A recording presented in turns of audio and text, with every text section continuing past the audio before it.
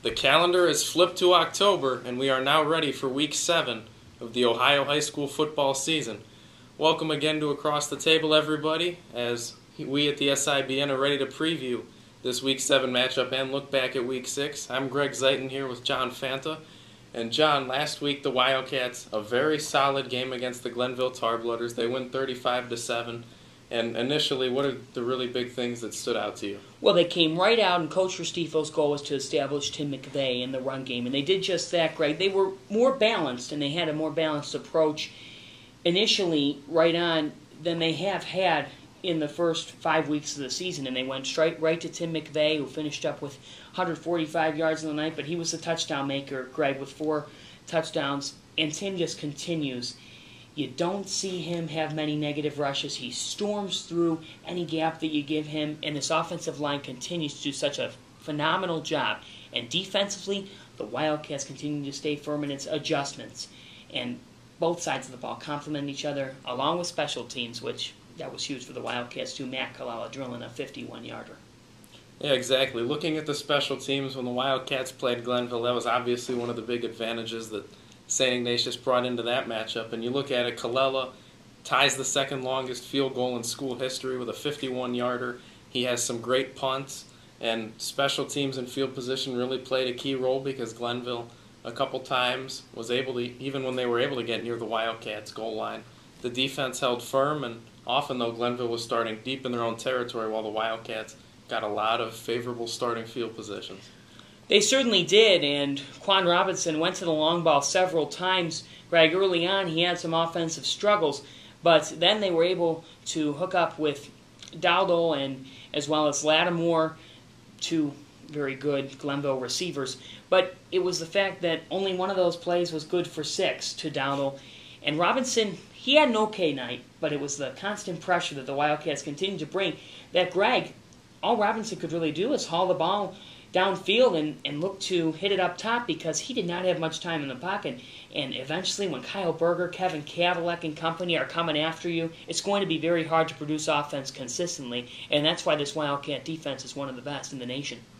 Defensive tackle Dave Katusha also a force in that game, but you look at it, the entire defensive line, all the linebackers were bringing pressure, and like you said, Robinson just didn't really have anywhere to go as far as passing besides trying to chuck the deep ball. Running, wasn't able to do much. His running backs didn't have much room to go. And going back to the Wildcat offense, though, you talked about Tim McVeigh a little bit. Well over 100 yards on the ground, 4 touchdowns. And you look at the fact that they used him, that was really the emphasis in the game plan, because if you go back to the game against the Erie McDowell Trojans, McVeigh underutilized in the first half. They used him in the second half, balanced the offense, and really played much better in that second half. So going into Glenville, the idea was to use McVeigh, and it worked. Yeah, and spread the Tarblooders out defensively. That was definitely what the Wildcats wanted to do. They have really gone to the shotgun quite a bit, Greg, more so than we saw in the first, 6 weeks of last season in 2011. They have done that, and they've gone to the pistol and done things that, when you look at it, Greg, they've come out in a spread formation, but it is such a threat when you have McVeigh in the backfield as well, and LaManna can go to Tim. And once that defense is spread out, and the Glenville Tarblooders, they were spread out throughout the night, because you can't forget Mike Siragusa, Rocky Zingali, and Jack Hyland.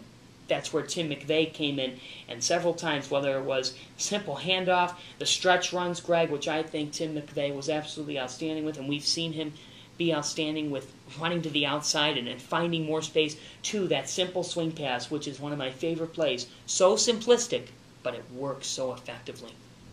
It really does, and when you look at McVeigh and the balance he brings to the offense, really, against Glenville, LaManna had an average night by his standards, not one of his better ones. No scores, did have 2 picks, but he was able to find receivers, and of course McVeigh was successful. And now we turn our attention to the Week 7 matchup with the John Adams Rebels.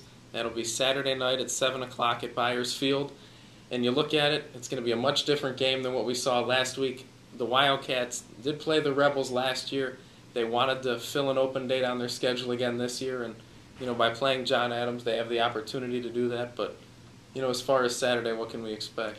Well, this is a wonderful opportunity for the Senate's John Adams, and they look forward to this now. They've looked forward to it in the past 2 seasons. These teams, St. Ignatius and John Adams, first met actually in 1977. So this is a wonderful opportunity for them. And we talk about the Senate and what kind of league that it has been, Greg, but for a team like this in John Adams, which comes into this game 3-3, just looking for the Wildcats to keep on rolling, to work on some things being effective, and get guys in that maybe haven't gotten as much time in and see what they have for the future, because you don't know. You want to stay healthy, but you don't know what can happen in the future weeks against more challenges along the way. So it's exciting for John Adams, and the Wildcats want to remain healthy. They want to give some guys maybe some time off this week that have been needing it, and that's pretty much what it is for the Wildcats, to clean up some things this week. Exactly, and one of those Wildcats that'll get some time off this week is Mike LaManna. He was banged up a little bit in the Glenville game. He seems fine, but they will start junior Pete Mahoney at quarterback for his first varsity start. So we'll get to see him. We'll get to see John Thomas behind him at quarterback, and like you said, we're going to get to see a lot of promising underclassmen step in and play against John Adams, so that's one of the benefits of this game. One of the biggest things I'm looking to watch is the backup defensive front and the systems that come in throughout the game. You're going to notice that there's not a huge drop-off, okay, Greg, because this defensive front, when we've seen them come into other games, the backups, they've done a very nice job, and I'm looking to see that. It's good to see seniors get in there that work hard in the classroom, and that's the story of Saturday night's game at Byers, and I'm excited to see John Adams, a team who had a 20-play drive last season, and that was a lot of fun for us to watch, something that you don't see quite often, but it's a wonderful opportunity for John Adams, and good to see it. In the Wildcats, like you said, Mike LaManna will be sitting out, as well as C.J. Haig will most likely be out on Saturday, so the Wildcats will get to clean things up and stay healthy and keep on rolling, Greg. This team has been outstanding to watch. Yeah, John Adams may not be the most talented or the biggest team, but they certainly do play hard. We saw that last year. We'll see it again this year. A game that both coaches really like to have on their schedule just so both teams can get better. And looking what John Adams has done this year, they got off to a pretty rough start, dropped their 3 opening games pretty badly to Maple Heights, Cleveland Heights, and John Hay. But the Wildcats catch them on a winning streak.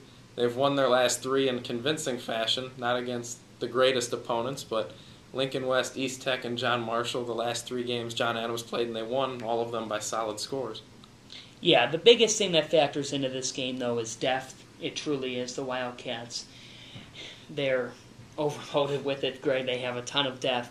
And John Adams, just the fact that they don't necessarily always have the bodies that can be physical throughout 4 quarters of football. And that's you're going to see the difference between the Wildcats and the Rebels. And you're going to see a Wildcat football team that now has found a chemistry. They found an edge about them, and they know that every week. I know this is John Adams, Greg, but John Adams is putting together a great game plan to try to come in, because every team, once you're the number 1 team now in the state of Ohio, and one of the top 25 teams in the nation now, Greg, you have a target on your back.